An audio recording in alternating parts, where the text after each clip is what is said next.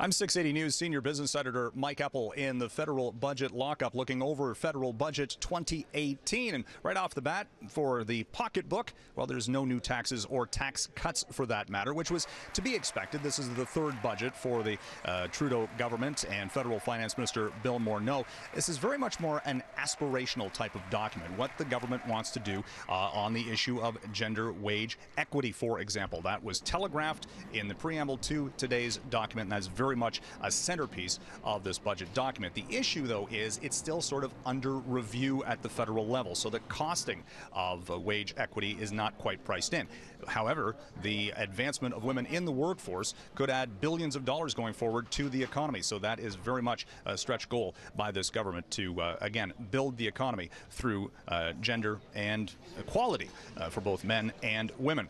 We also have the establishment of an advisory council for national pharmacare.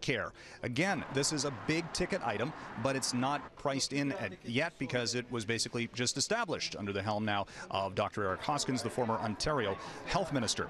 This could be a big ticket item either next year or going forward if, in fact, the government proceeds on this plan. Could cost billions of dollars, and how that's going to play out in future budgetary years, that remains to be seen, and whether or not they've actually got the money to do so.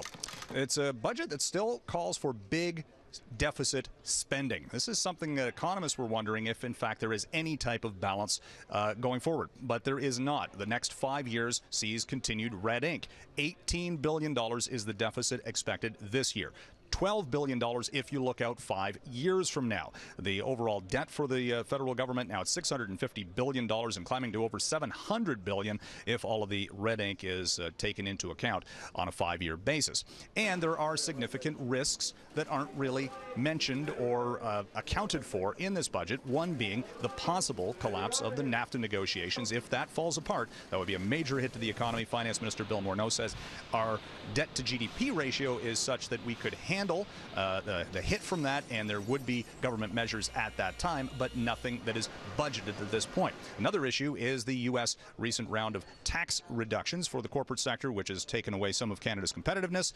Again, Finance Minister Bill Morneau saying that's something they're examining at this point and no measures.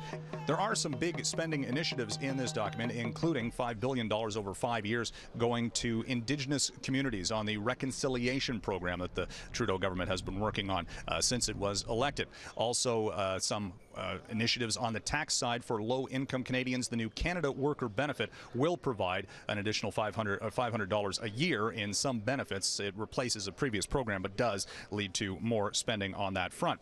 As well, we've got an economy that continues to grow. It is not expected to show too much of a slowdown this year, which is good for the government coffers, but this is a government that is banking big time on a pickup in personal revenue from taxation. Personal taxes continue to climb overall as the economy improves, but if that in fact slows down, you could be looking at a lot more red ink going forward. So there are some risks to be aware of. Covering the federal budget in Ottawa, I'm Mike Eppel.